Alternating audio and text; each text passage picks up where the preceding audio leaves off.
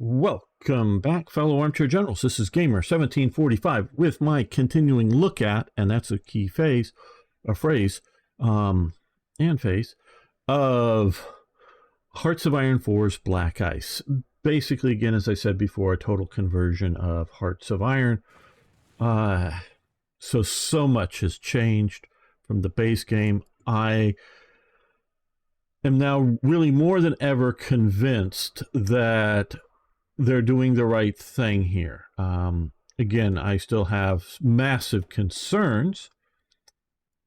Again, time to, research the national focuses, and they dump so many. And again, I say it should be more, and I understand that maybe, now sometimes they're binary choices, this or that. You can't do both. But you can't even do all that I would say that was historically done, and that's a key element. Take over some of these factories, do some of the stuff. So they got to shorten the days. That's just one thing. Another thing, they either got to make these policies, and the whole idea, again, hey, Admiral Teague, thank you. Happy Labor Day weekend to you as well, and the rest of my American friends. That the reason for the political power, and it does come from paradoxes, though they're trying to get away from it, quote unquote, mana use, for game mechanic. You generate mana over time and you then spend it on things. But political power is more nebulous than that. It could be called political capital, would be another term for it. So it is a real thing, and you do spend it on things like reshuffling cabinets. When you get rid of a Secretary of Commerce, it's going to cause a little bit of disruption. And we always have to look at the the original game designer's intent for some of these mechanics. Not that mods can't take it in other directions, but the idea was it wasn't meant to be, or the one of the focuses. And again, I was on the beta test team for this game, and so I either directly interacted or read other people's posts interacting with the devs to know their thinking on some of this, as well as dev posts that they put out publicly.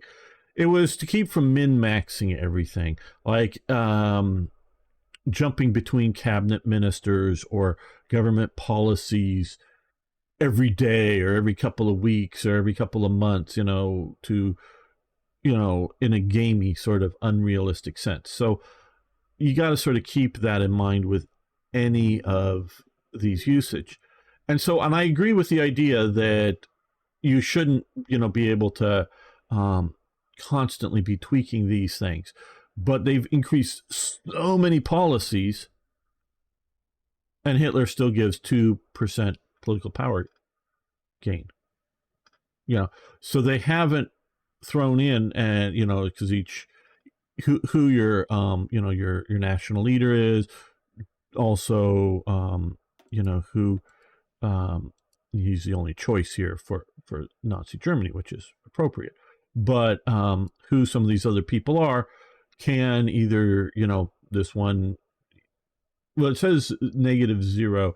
I don't know if it's really just 0 or that maybe they're not, it may be less than 1% that's negative, and it just won't show it in the mechanics of the display. But, so you look through these, and there hasn't been a corresponding increase, with a corresponding increase of things you need to spend political power on. So either radically reduce these or radically increase some of the political power gains. Now and so with that being said, things are not going well. We are down to 8,000 manpower left, which basically means we have to do this, That's the infinity symbol, so it won't keep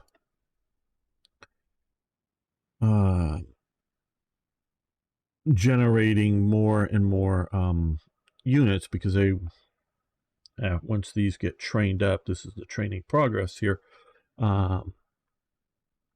it's going to take more manpower, which we don't have, and of course we are losing manpower in combat. Now, part of the problem is definitely a major part of the problem is the political power, in that I just didn't have enough to, either in some cases on some of these before the war, and other ones once the war started, to change everything. Hello, Michael. How you doing? Yeah, I can understand. You can be scared of the mod. The mod is, and like, I know things have changed a bit since I haven't been playing the most recent version of Black Ice for Hearts of Iron 3, but I would definitely say with the Black Ice for Hearts of Iron 3, because of my modding and playing it a lot, I got to an expert level of playing that mod and knowing what to do, when to do it, and where this is very much of a learning experience and a look at it for me. And I would say anything is complicated that's trying to, and I like to use the term model because it doesn't really simulate, but models something as big, and we're not just here, we're also doing Asia, World War II in a global sense. You're going to have to take a few playthroughs to learn it. It isn't going to be something that, oh hey, yeah, I played Hearts of Iron, yeah, once through, did World War II, and that's it. And yeah, it was a fun, 2 weeks playing through it, and now I'm on to my next thing. No, it's going to take a few plays to get some of these elements through it here. And we can see here, and this is another element that I wasn't aware of that I was going to have to face. And again, the main reason I didn't do it was just lack of political power. But even once you're going from, currently we're at partial mobilization, we're going to war economy, and you can see the progress bar here, and we got 221 days left to still go through this.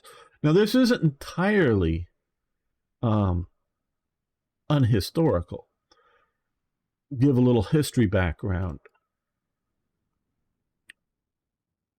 The German, shall we say, military establishment and the German population, like Britain and France and the Soviet Union and Italy and just about everybody else, was still feeling the effects of World War I.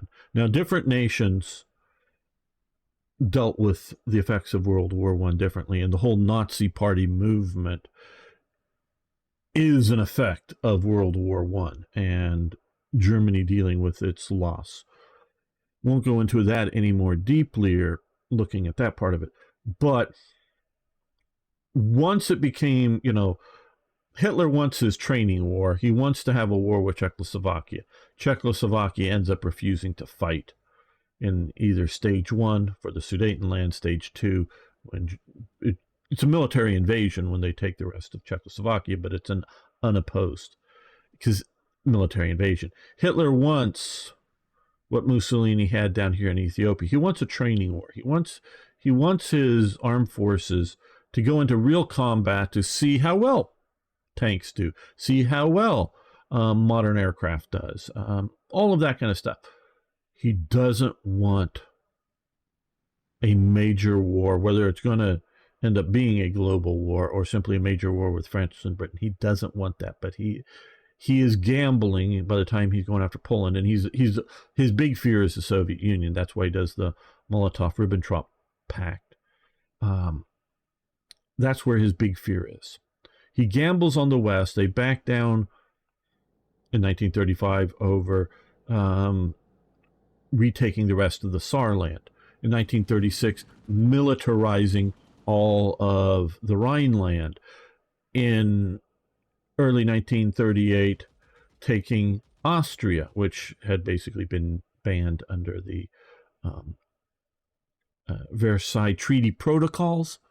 It gets a little nebulous there about Austria, but it is an element there. Also, he's disrupting various elements openly at points, forming the Luftwaffe openly. That was something that was banned under the Versailles treaties, the German Air Force, shutting down Czechoslovakia's treaty ports. It had some river treaty ports in Germany to do international trade. And there's various other elements that would be clauses. Oh, well, if you break this treaty, we are now effectively restarting World War I. Well, it doesn't. And, so they back down on that. They back down, like I say, on Austria. They back down and put pressure on Czechoslovakia to back down over the Sudetenland. And then in early 39, Germany, over various pressure elements, the whole discussion on breaking up of Czechoslovakia, occupy the rest of Czechoslovakia here and form Slovakia and give basically the rest of the territory over to Hungary. And the West does basically nothing. I mean, not even really to the idea of putting sanctions on Germany like we see. And this is, in my opinion, there's a lot of factors, but the reason we're having a war in Ukraine right now is when the Soviet Union, boy, I don't know whether it's dating myself or just focusing on one thing, invades internationally recognized Ukrainian territory of Crimea and just takes it over and annexes it. Oh, we put a few sanctions on them a little bit, kind of, maybe.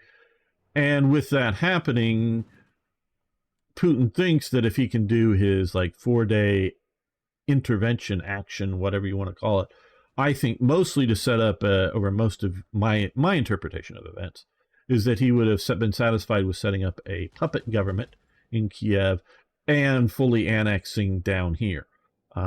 So some annexation and some puppet government. But of course, success often increases goals, so maybe he would have tried to annex it all back into Russia, because he thought he would the penalties. Well, one, he thought he was going to have success on the one hand, and on the other hand, he thought the penalties would not be that severe. And so, I know there's new people around here, but I have been, from my little voice here out to a few thousand people. I know it's nothing in the world scale of stuff. I've been saying this exact same thing since back in the time, that Putin does take Crimea, that this is going to lead to war. Nobody listens. Nobody cared about my voice. I'm sure a few people that were around, hey, Starstreak, a few people around did care, but that's, doesn't have any impact, obviously. But, and I saw this coming, and I would say, and we don't have to continue down this railroad, and I know there is so many well-meaning people out there, and I have friends, and I do mean friends. I don't just mean, I talk to people quite often in Ukraine, and sometimes there's literally explosions have been going off outside of their apartments, in whatever city, I don't want to specify, while I'm talking to them and I'm hearing explosions. So I've been talking to people as they've been assaulted in this war. So don't take this as a, what I want to have happen, or that I'm somehow a Putin propagandist if you question the narrative. God, no, I'm not. I'm afraid that the institutional, I want to put it that way, whether it's government or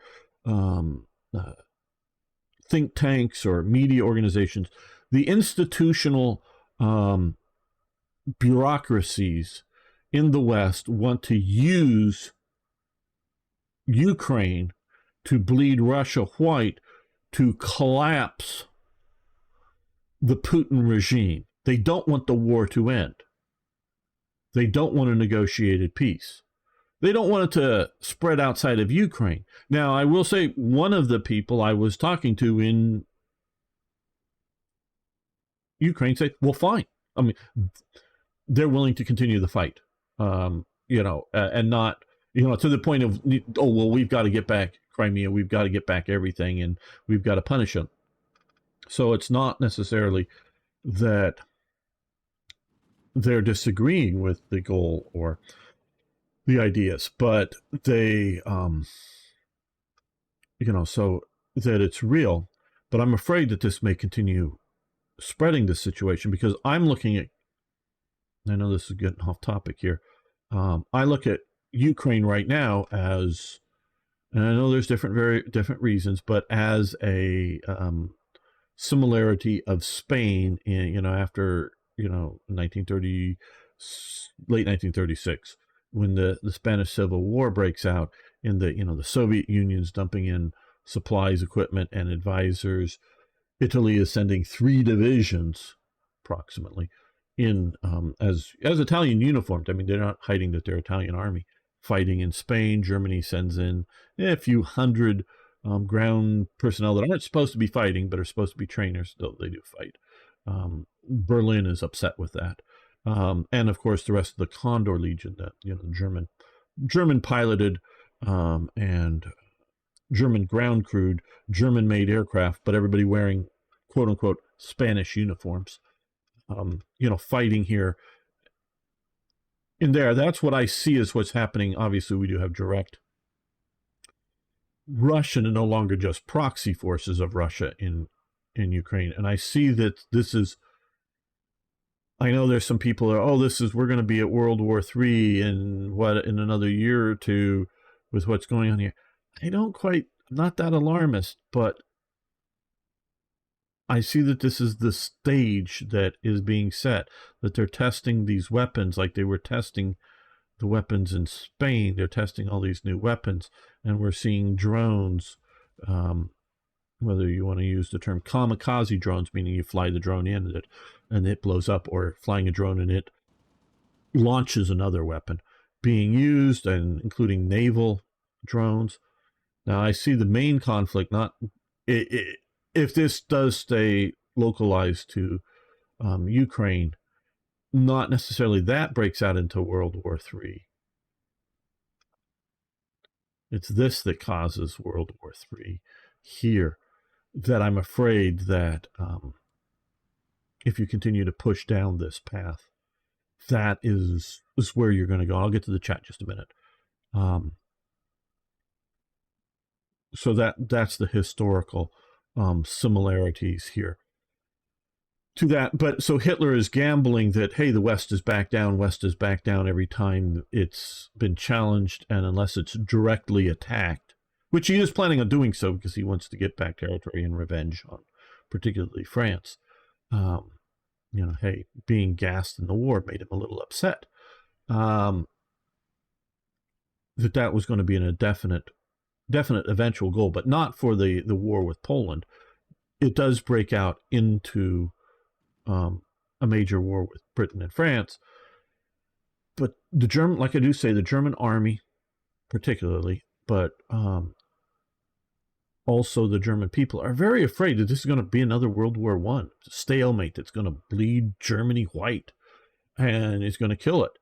So they do try to keep up a semblance of a civilian economy, while, increasing tank production, increasing aircraft production, increasing, all military production. They do keep up a semblance, and they're definitely rationing, but they're trying to keep up a semblance of a civilian economy. And then once they get to Paris, and the whole thing is over, the Battle of France is over, and they get their Compiègne's version 2,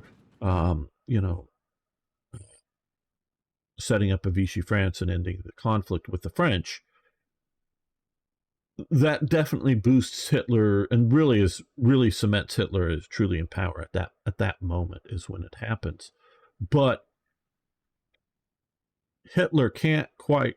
And so the war is over, And a lot of the army is like, oh, hey, well, stop producing those old tanks because we don't want those 37 millimeter gun tanks. We're going to want new tanks for the next war. So we don't want to spend this. So they actually, in cases, slow down or stop production of things to get ready for the next war. And Hitler, even to a lot of the planners in the military, he can't quite tell them that, because he doesn't, the very high ups are planning this. He's planning an invasion of the Soviet Union. I mean, so they actually slow down or stop because they're want to get ready for an improved model, when they should just be cranking out what they have until they've developed the improved model or the next version and then switch over. They're actually slowing down production leading up to the invasion of the Soviet Union. So partial mobilization is not wrong. And that's where you sort of get Albert Speer, which I would make him more effective than he is in this game here. I won't go into why I think that right here now, but there's a whole nother discussion, which I've had before. So, so some of this is historical, though some of this isn't. So, yeah, that is sort of my complaint, and why we're running out of manpower is that we've only recently gone over to increase the draft age range and go into expanded draft, where that should have been before the war started, a year or so before, should have gone over to this. But we can look at political power gain is negative, and other things that were, as well as just simply not having enough political power, was keeping me from doing it. And this should have happened immediately on starting of the war. So, and again, worse political power gain, which again is, this problem and just compounding it. Let's see what the chat's been saying. Well, I've been, okay. Used to play a lot. Make sure you take advantages of the SS tree. Yes, we are for the SS and manpower. We have gone down some of this here. Not entirely, and we do have Himmler here, which does for, where is it? Foreign subvert. No, that's not it. Oh, non-core manpower plus just 1%. I know that's not a lot, but that is some manpower elements. Okay, do you feel Poland currently is the wild card and perhaps has desire to conflict with the Russians? No. I don't, I know, I do have, hey, Sing, how you doing? I do have another channel. It's just a few hundred subscribers. So it's not very big, not even nearly this size.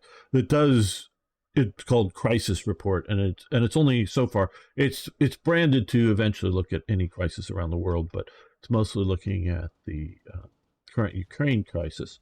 And I have a really good, and it's been up there for a while now, interview with a eventually when who's guy currently in the Bundeswehr, currently in the German army, but had been a Leopard 2 she says it in the video, A5 or A6 platoon commander. So, not just like a driver of the tank, but, an expert on the tank. And I interview him about this. And we're due at some point to do a follow-up once now that we've seen some action, and maybe he can evaluate some of the stuff there. So very good interview with him on the vehicles. So I do look at some of the stuff, and supposedly a Polish helicopter who was basically sort of flying along the Belarusian border crossed into Belarus airspace or something, violated it. I really don't think Poland wants to fight. What I think Poland is moving to become the best armed country in Europe, I think is that. Though they don't have the industry to support it. They are setting up, I think it's mostly, I don't know, tank hull production and final assembly, I think. I don't know if they're going to make the engines. I don't know if they're going to make the transmission. I don't know if they're going to make the electronic component parts. But of the Korean main battle tank, and they're buying a lot of Leopards and Abrams tanks from America. But they're mostly buying arms and not making them. They don't have the industrial base to make most of them. They're going down that road. I think they are learning the lessons of history. You know, if you want peace, prepare for war.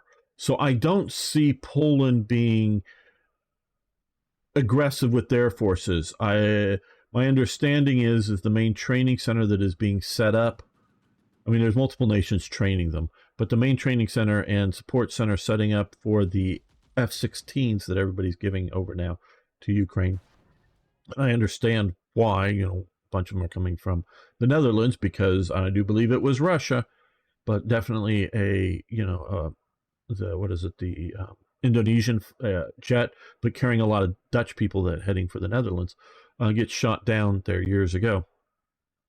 So there's a lot of hatred, and I know some of the Dutch hatred for Russians right now. That is being set up training center and support center. I think maintenance and other things inside of Romania. So I don't really see them wanting to expand out the process, but the Poles are definitely going to facilitate the transfer of weapons and of training of people. That's how I see it. Okay, what is Sing? Hey gamer, are you doing well? Oh, no problem, Sing. Good to have you here. And yes, you were the first one. Namis Heil, cool. Yes. Hey Ragar. And I don't know if Ragar over on Twitch right now said, but still not at Moscow. No. I did take our discussion from last week and create just an episode of it and put it out there, and it's doing all right now. Of the West that you sort of triggered me into, and I really appreciate you the trigger. But yeah, got other good news. We'd love to hear good news. Sing. Okay. Nasty Poles first helicopter went over Polish nature reserve. Now they're sending. Yeah, I Poland has been on the front lines fighting in the invasion of Europe. And I went into somebody I won't go into here, how Putin should have and could have readily won. And I thought about making an episode for Crisis Report on it, how he should have invaded Ukraine. And in such a way, if he had done so, that he would have actually gotten Western European support. It would not have been an anti-Putin thing had he done that. Sure, no problem, Admiral Teague. I've noticed the Polish have been all in for the conflict they can get in on. Their military has a lot of combat experience. Yeah, they're definitely, coming in places, like Afghanistan and whatnot. Please don't talk about my country. Our government is just repeating sensational stuff. They also buying stuff from the West before the war, but they don't build up industry to even repair. And if you're talking about the Barbarossa, Poland, yeah, like I said, they don't have the industrial base. They might have the economic base, meaning money to buy it, but they don't have the industrial base to support the war effort or their arms kind of thing. So, but yeah, we're going to talk about all countries. Sorry, yeah, I hope it doesn't offend, but I'm not going to keep any country off, whether to say good things or bad things about them. I'm going to give my views. India successfully launched another rocket called, okay, I'm not even going to try to Aditya, I guess, to study about sun. Well, very good. Yep, we hope it's a success. I do really like the idea that other nations than the United States is trying to do space exploration and development. I think that's a very good thing. Very, very good thing. Okay, well, after all this talk, okay, so the looming problem is the manpower. Now, I don't know, We're going to keep playing this definitely today, this playthrough, but we are looking at a situation where it's going to get to the point that either it's going to need a lot of cheating, you know, cheating in manpower and whatnot, or it will be time to restart and use maybe a more updated version of Black Ice for, you know, the future here. So, and, you know, play again with what we've learned in this playthrough. Okay. We're going to leave the Romanian division there to defend, and we're going to push in and around this city with some of the German forces that are going well. Now here this is sort of an ad hoc and surprise. I don't know how successful this will be. Probably overextending ourselves. Well, the other thing I want to do is let's take a look at the air city. Well, let's get the clock a little bit tight. Okay, well, new developments with tanks. Again, I like the way they've sort of put it into design houses here. Okay, yes, we will do the 15 millimeter L60 KWK 39 gun. Let's take a look at air power. Well, what I have done is put a lot of these on standby because you can see these units have been decimated, and if you put them into the, you know, into action on the front lines when the enemy has sort of control of the air and you don't, you start taking a lot of losses for bombers or ground attack or whatever. So where we're trying to, okay, well, let's look at our reserve of fighter aircraft down here. Okay, so we got 124, so not a lot, but some. Probably enough to like create another decent squadron here.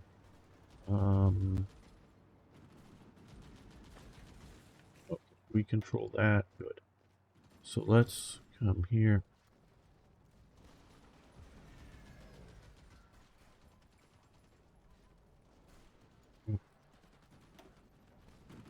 The Emils. Air superiority, and once you formed up and got there, come over Smolensk area.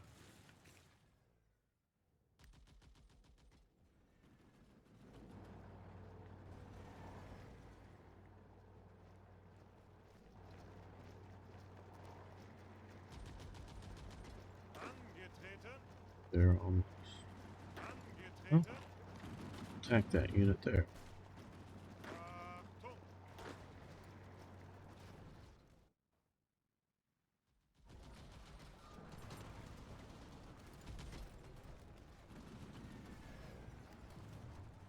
Okay, we have, well, somewhat contained up here.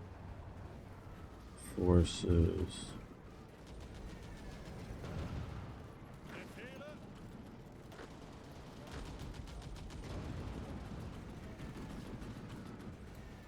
We're going to add one of these, so we're attacking that province from multiple directions. We're going to occupy into there.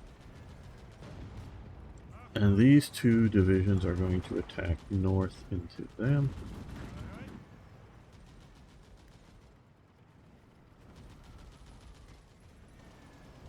Can you please tell me about the 5-year plan? Like, what is it and how it benefits Germany? Okay, well, I can do that. The 5-year plan was overseen by Göring. This guy. This is why Hermann Göring has industrial planner.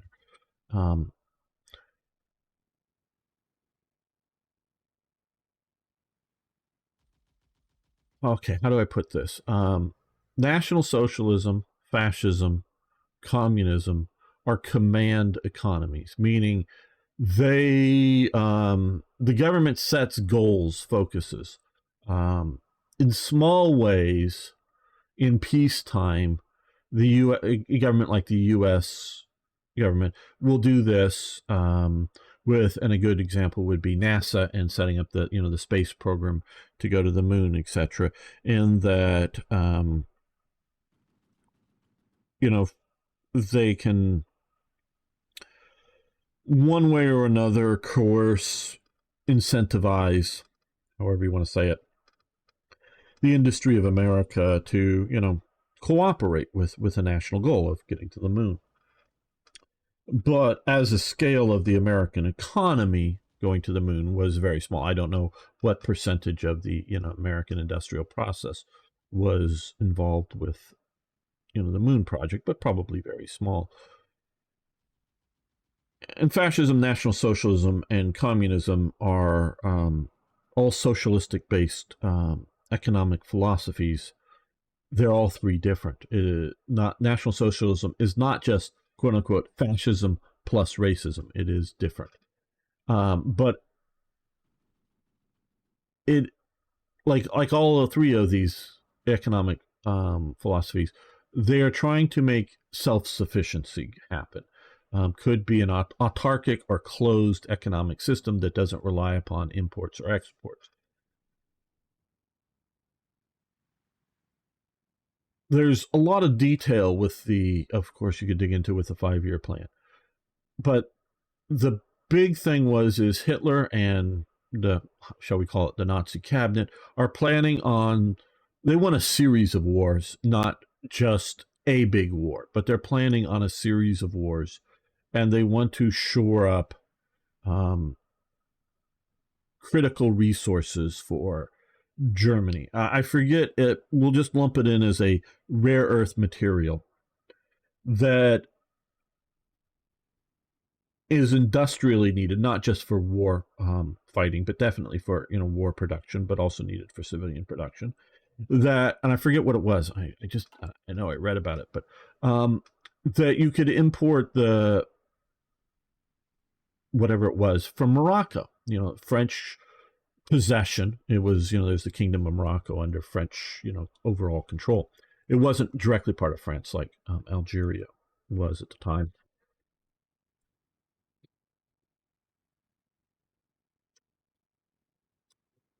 And you could import it from there. Now, and this is just to illustrate the goals of the 4-year plan. But there was also a source of this, fairly large source of the same material inside Germany. Now, the problem with it being in Morocco are twofold. One, even during peacetime, Germany does not have the economic trade balance to be able to do imports well. Meaning they don't have enough pound sterling, French francs, US dollars, or gold or silver. Internally, their economy is fine. Internally, they have enough money. Externally, they don't. So by paying to import the product from France, it's draining the limited amounts of imports you can do. That's problem number one.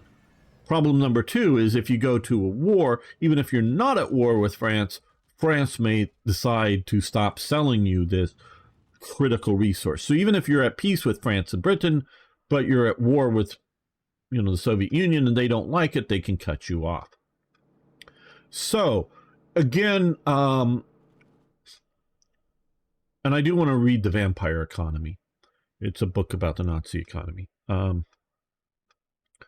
But overall, the Nazi economy is not nationalized like we would think, as government direct ownership of the means of production.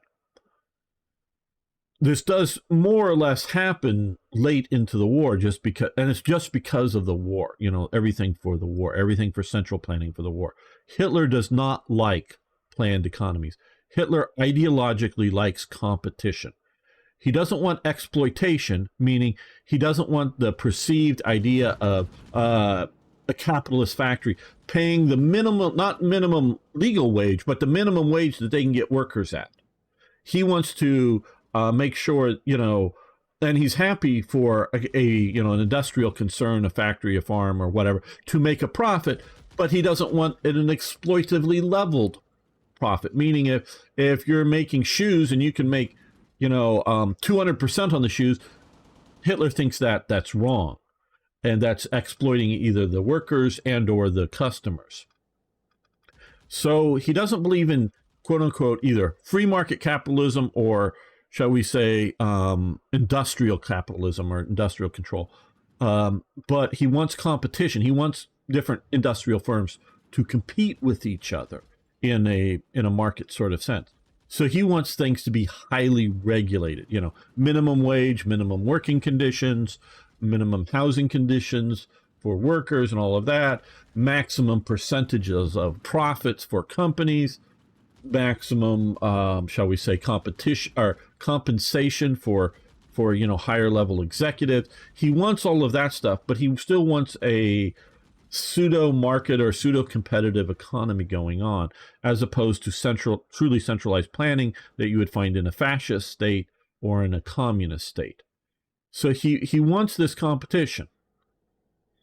So he doesn't want to nationalize. Now they do, and especially in the 1930s, again to illustrate, the Simpson and Sons Armaments Company, a major armaments firm, gets nationalized primarily, and I've discussed it in detail several times before, including in this series, if you really want to go into that, but mainly because it's Jewish owned and it was Jewish founded. So it's nationalized because it's Jewish, not because of any other government policies. And eventually that becomes, after a couple of name changes, the Gustloff Works, and that becomes a major, and they scoop up other companies that is directly owned by the government. But Krupp, Mauser, many other armaments companies are never owned by the government. Well, again, this one rare earth mineral, there's a large deposit of it in Germany. So the National Socialist, this is early 1936, has the major mining companies, hey, can you, get this deposit up and going, guys? We want to, do this for the nation. And all the major companies go in and look at it, go, well, yeah, there's a lot of this rare earth mineral there, but and this is the problem with most rare earth minerals, many rare earth minerals are not rare. It's just they're not concentrated in one area to make it worth or make it cost effective to mine. And that was the case here. It's mixed with a lot of overburden or a lot of other earth or whatever. So the processing time and the evaluation from these companies was it will not be profitable enough, or it will be too long until we see the profits. Like if we build up all this production capability to not only mine it but refine it out, it'll be 20 or 30 years before we even see a profit on it. So no, thank you. So they don't have the control that some of these people claim for, over the company. So this is what they set up is the 5-year plan. Actually, it's the 4-year plan, but it's the 4-year plan, not 5-year. You just sort of push on the 4-year plan under Goring. The communists do 5-year plans. Goring does 4-year plan. Sets this up to do two things. One, yes, establish Reichswerk Hermann Goering, his name is attached. He doesn't own it. Yes, I do believe he skims funds out of it, but he is not an owner of it directly. Sets this up, and this is a government-owned industrial firm to specifically exploit some of these situations which are either not profitable or not very profitable because they're strategically necessary for Germany's industrial functioning, whether for the war or just generally speaking, as well as to better coordinate and fund private companies in doing similar sorts of things. One of the good examples would be, and this is mostly done with private firms, is liquefaction of coal or creating, artificial oil, if you will. That's how they do it. And so it's both a coordination of industry, a centralized planning, if you will, as well as direct ownership of areas where they are not getting privately owned companies to do so. So it is a more of a resource development plan than a final product production plan. Though of course there are exceptions to the general rule. And so it's getting Germany primed to go into war, is what it's done, and that's the focus. But they can't quite say that. They never quite say that, but it's quite apparent in what they're doing. So that's how it is. Can you cancel training of new divisions to have more manpower? Well, that's what I've done. What I've done is I've gone over to instead of having the infinity here, to complete these divisions that are already set. Though I'm considering canceling these, and of course I can disband the divisions if I need to at some point. But yes, you can cancel the divisions.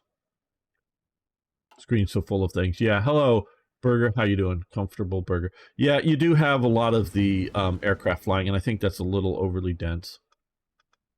So that's just a quick overview of what's going on with the 4-year plan. Okay, we've got these guys. We're gonna put... no, let's not do that. Let's support the attacks. We don't really need you heading away from the front. Let's send the rest of you... well, let's both go that way. You can move up this way. Move up that way. You guys can support this attack there. You're defending. You guys are coming across the river and going to get there soon. Keep that defense up. Looking at... okay, you're well organized. I know it's sort of banging your head against a wall here, and that these guys are defending fairly well. But I want to keep the pressure up here, because otherwise there'll be more pressure down here. These guys can support that attack.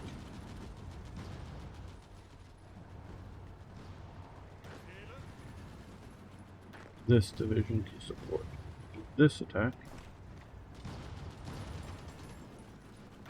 We're pushing into here. Good.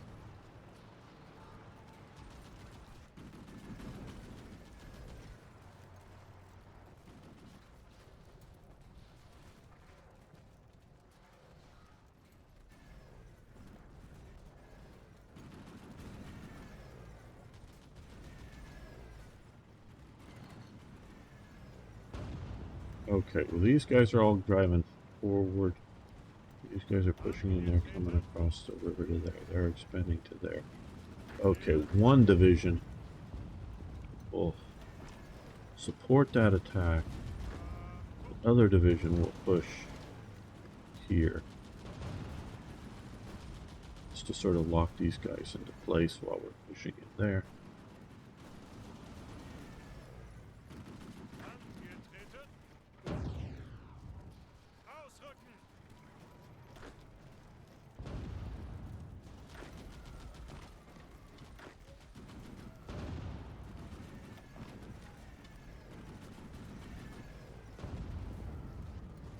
Hello, Extreme Finger. And how are you doing today? Okay, now these guys, let's see, they're low organization, very low organization, very good organization, and okay, I think these two divisions have just got here, so they're going to join here. Okay, now, they did their job in connecting the railway up here to get better supplies. Now that they've abandoned this province, we'll send in one division there to occupy that.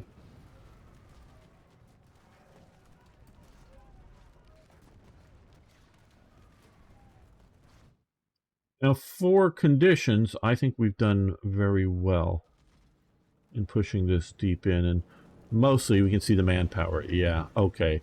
Yeah, manpower. I'm just going to cancel these. It's not what I wanted to do, but that's what we're going to do. Oh, cancel production. I'll just do that. I really would love more units, but what's going to happen is that's got us now 150,000. it will choke off, replacements to the front line, and we don't want that.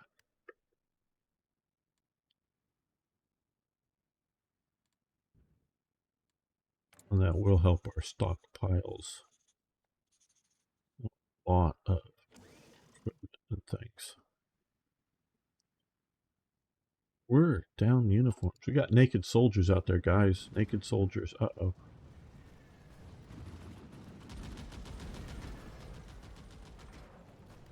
Okay, these panzers that made it to here. Okay, now what these guys are going to do, these guys are going to push up here. They're doing very well, so we're going to let them just continue to do well. They're going to push across to here. These guys have basically exhausted themselves. These guys, okay. That, we can see the huge stack, so they're going to stop, and these guys are going to stop. But they're going to keep pushing up here, and this division's going to push to there. While the, oh, zero organization, no wonder. Okay.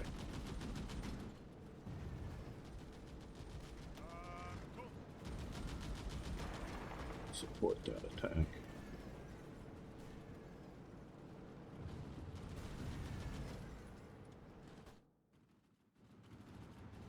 Okay, we got this contained, I should say. Move the cavalry divisions into there. The infantry divisions into there.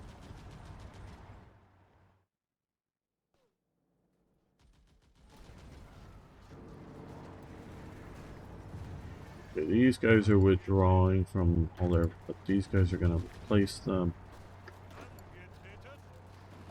Let's move you up to there. Secure rail lines, rail lines, rail lines.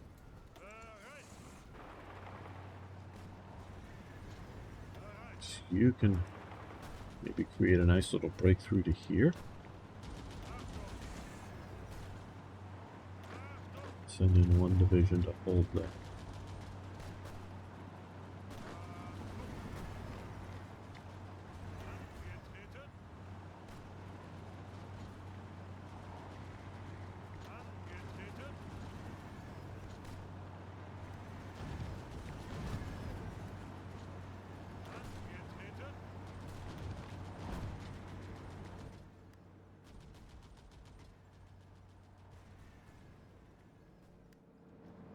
Yes.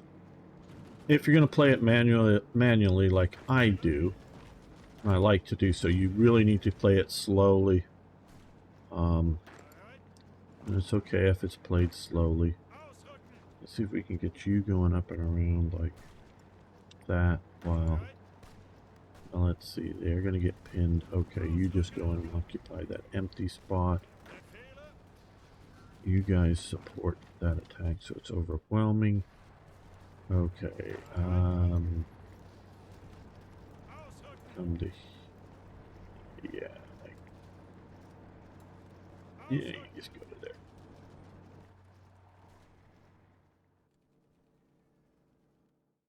Hey, MMDB, how you doing?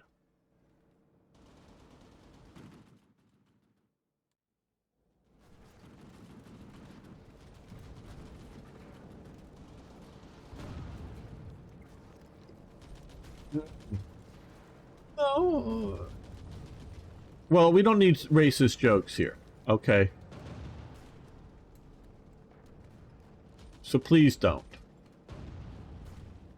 Please don't sing. Please don't. We don't need racist. If you think the joke is racist, we don't need it here. Sorry. Whether it is or isn't, you just defined it as being such, so no.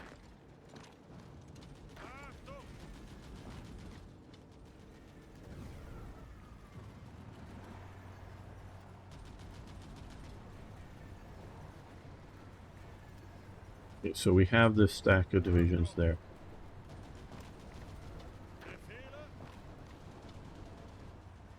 I think you got to pull back to Sevastopol because of your lack of units. You mean back down here? Nah. This is good. Now, I do want more units. Let's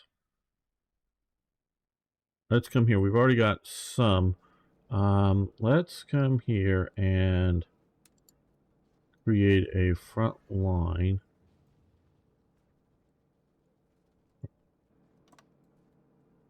Okay.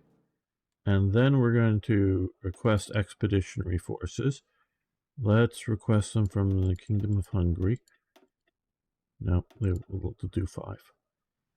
And, oh, shit.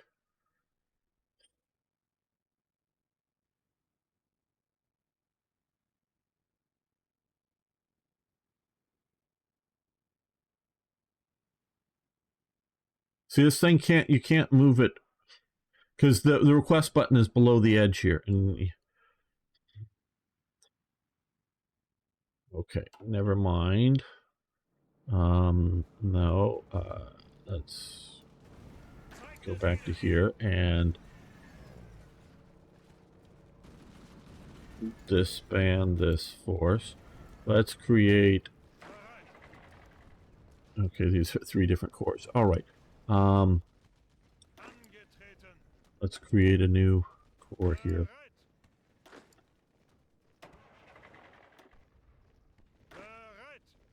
Okay, here and here. There we go. Get all 3. Let's find a. Manstein would be a great commander, but I don't know if I want to put him on this. Yeah, Schweppenberg will do that. Okay, even though we don't have any tanks. Now we will create our battlefront. I don't like the way this works. Now let's ask for expeditionary forces. Yeah. And maybe we can get a Slovakian division or 2 and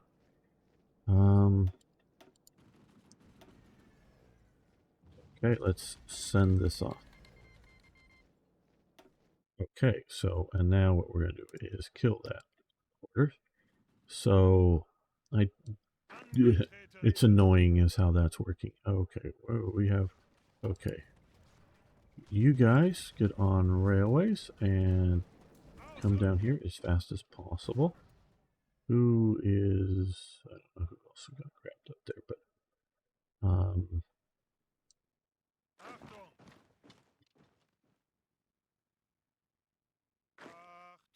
those are the Hungarian units, and well, let's just put them on railways to there.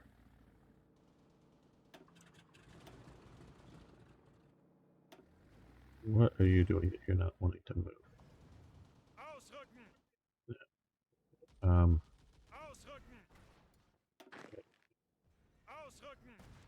Railways to there. No. Okay. And our two Slovak units. And this, yes, this should have been done before here. Hey, Tom Gaming, how you doing? How's the weather here? Well, the weather here is a gray day. No rain yet, but may rain later today here in California. All right, so now we've created this, and I just wish, I don't mind that it's down here, but it needs to have the ability to do better. Okay, let's go down to Sochi. It's Pesti Division. Something division. Okay, well, sorry, I'm not exactly sure what you're referring to. Okay, so we're cleaning up this pocket. It's almost done. You guys just make the river crossing. We can get pushing in further east. Effectively, okay, they're defending. They're going deeper.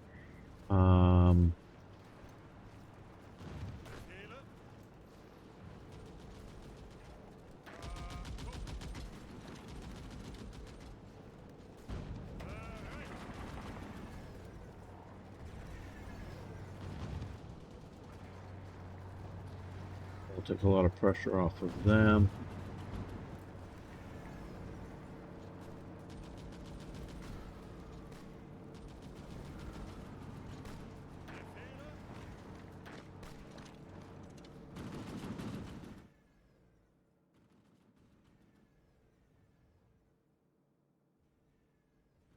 Do you have a collab government on the Soviets? No. No, I'm just me here today, seeing nobody else hanging out. Arno hasn't even arrived in the chat yet. I don't know what's going on with Arno. Hopefully things are just fine, just busy doing stuff. Okay, these guys are pushing up here. These guys are retreating. Now, one of the main reasons, I mean, there's multiple reasons, but one of the reasons I like to play this manually is I go back to the old wargaming table, and this is just my modern version of it. So micromanaging the front is what I like to do. You don't have to successfully play the game.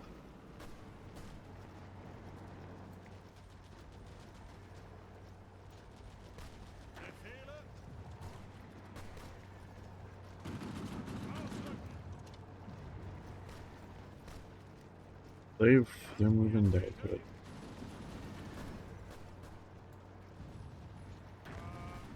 They're still crossing the river. They got pushed back. Well, they can go up to there now.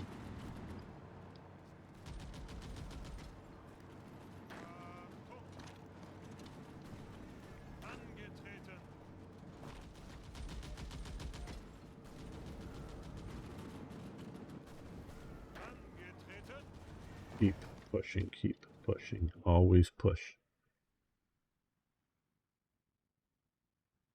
Yeah, I know, attack bonuses, it does.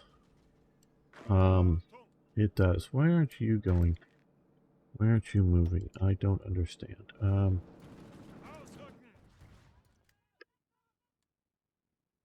that this is going to be terribly great. We can look at their template. That's okay, mountain artillery, older equipment. Well, at least they got radios, that's pretty good. So, yeah.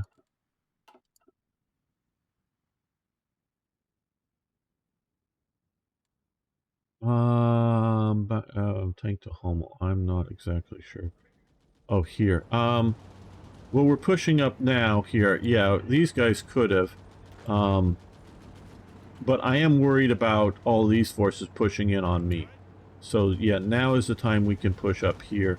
But we can also push from here now, effectively. And these guys finally have pounded their heads against the wall enough that have now succeeded.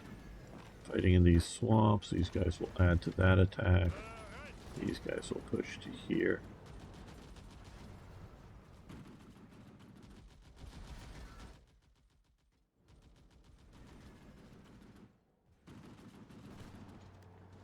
Okay, so now we are send both of these divisions north there. Since these guys look like they're succeeding, we're going to move these guys up around that way. Ah, so we found some Soviets over here, but we've got 2 divisions hitting them. Radios without encryption allows enemy to gather reliable. Yeah.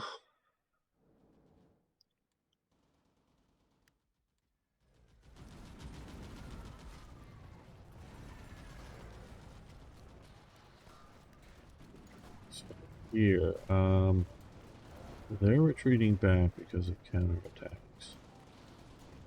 Let's move one more because they're being hit fairly hard there. These guys are heading north. Bullets I can head that way.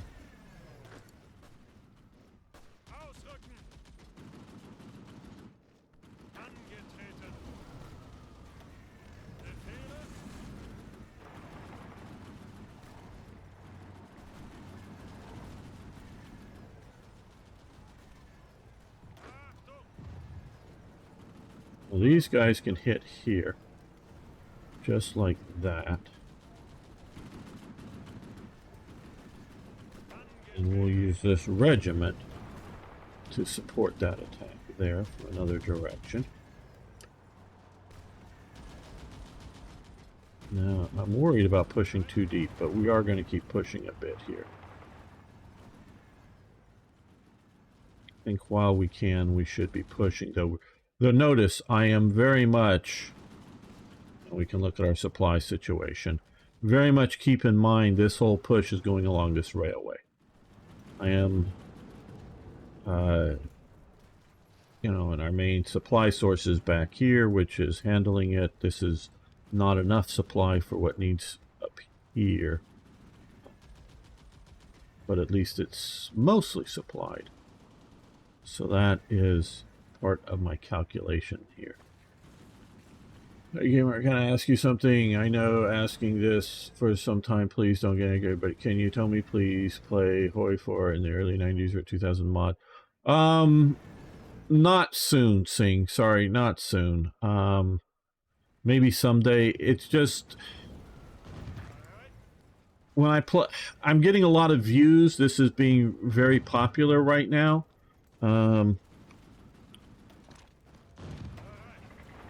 And so, yeah, a few people like you would like it, but most people won't. So, at least most of the current viewers won't. The way YouTube works. So, I'm sorry, probably not anytime soon. Okay, so we got fighter workshops. No, here. Basic fighter factories. Okay, so now we have a lot of assembly plants for fighters. Let's look over here. Okay, we're still down air production capacity. Damn. Not good. Not good indeed.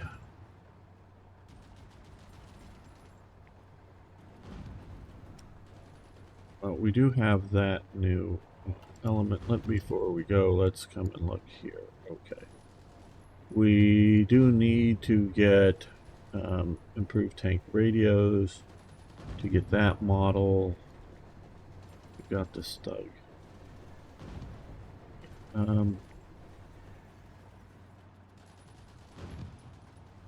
That's a fairly good model there, jumping up to that. We are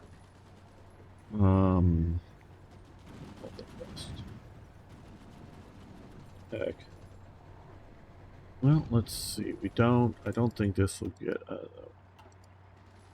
no, so that was open. Okay, improved tank radios. I think that is here, and I think there. Oh, it's research. Oh, it's improved. So it's probably these guys. Now we have dead time penalty reduction by 2 years. So we're going to do this. So this will happen in 109 days. We'll get a new one.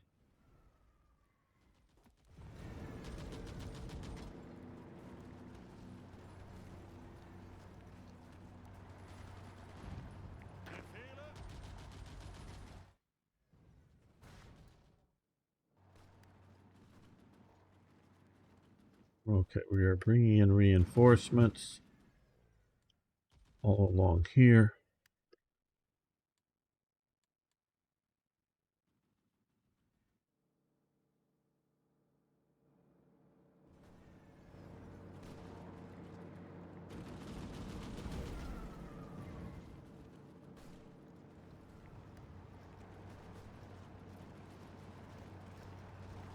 Okay, got this unit trapped.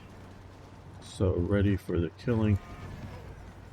These guys will move forward. And we have a bit of an open front here.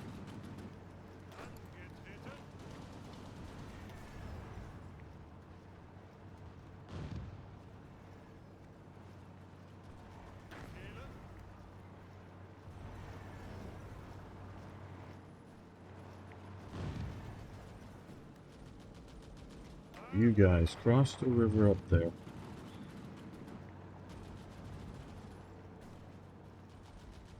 They're all pushing back. Good.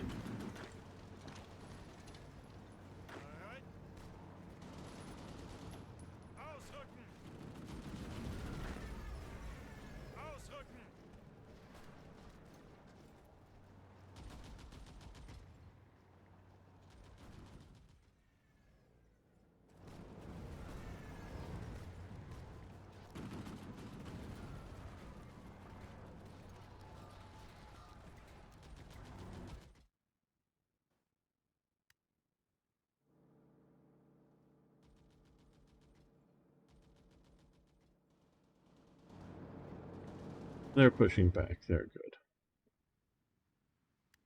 Now let's take a quick look at what the rest of the world situation. Italy is still sort of losing in North Africa there. I still haven't retaken Sardinia. And Japan, well, it's doing reasonably well in China. Needs to finish taking the coast there, but it's coming up from there, so that's good for them. So that's the current situation. Well, this is going to be the end of the episode, not the live stream. We will be continuing that, but I want to thank Tim, Strongarm, Niagro, Timothy, Sir Toyjet, Gary, Garrett, Marcus, Folk, and of course the great Hoffmanator for support over on Patreon. But everybody else, I just ask, hey, if you like the video, and post a comment. That's all I really ask of people. So see you next time for more, yes, more Hearts of Iron.